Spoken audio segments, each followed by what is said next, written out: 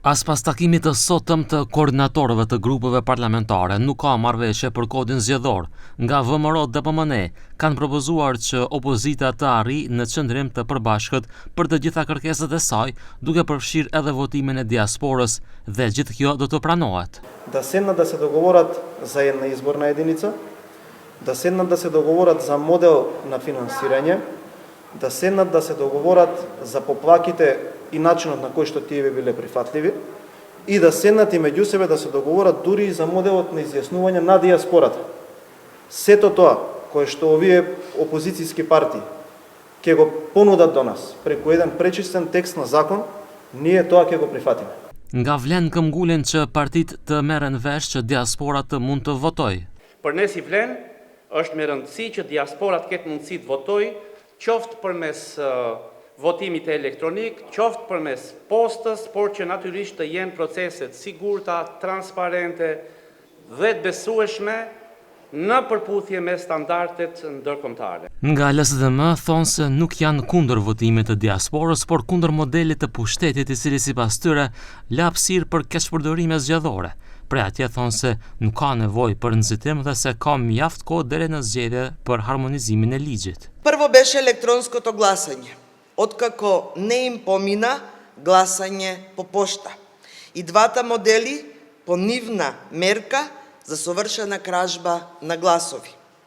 Овие одредби треба да почнат да се применуваат дури од изборите во 2029 година. Nga BDI thonë se arsyeja pse nuk ka marrëveshje për kodin zgjedhor është se VMRO dhe PMN është tërhequr nga ajo që ishte dakorduar më parë në grupin e punës, version të cilin BDI e kishte nënshkruar.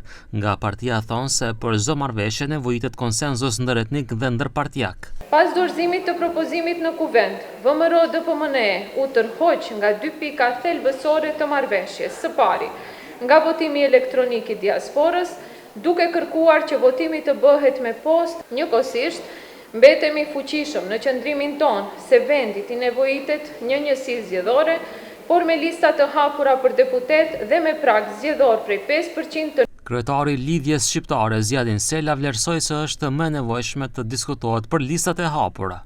Lidhja për shqiptarët është për listat e hapura.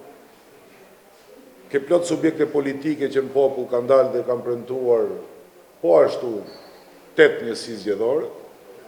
Lidhja për shqiptarët është për 8 njësi zgjedhore dhe pastaj në negociata vleni pranon propozimet të cilët i bën VMRO-ja. Po fatkeqësisht në këto propozime bashkangjitet edhe BDI-ja. Dhe them me keqardhje se si sa lehtë një parti që pretendon që është opozitare nënshkrua dhe për krah idenë e VMRO dhe PMN-s. Qëndrimi final i lidhjes shqiptare është pa hyrë, por shohim se s'ka ambient për të ndërhyrë në njësi zgjedhore dhe çështja ka ngel tek votimi i diasporës në formë elektronike ose me postë.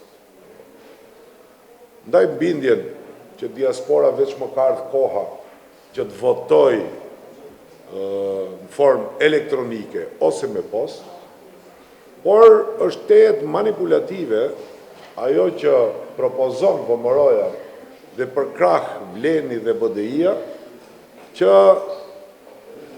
diasporës i mundësohet të votojë.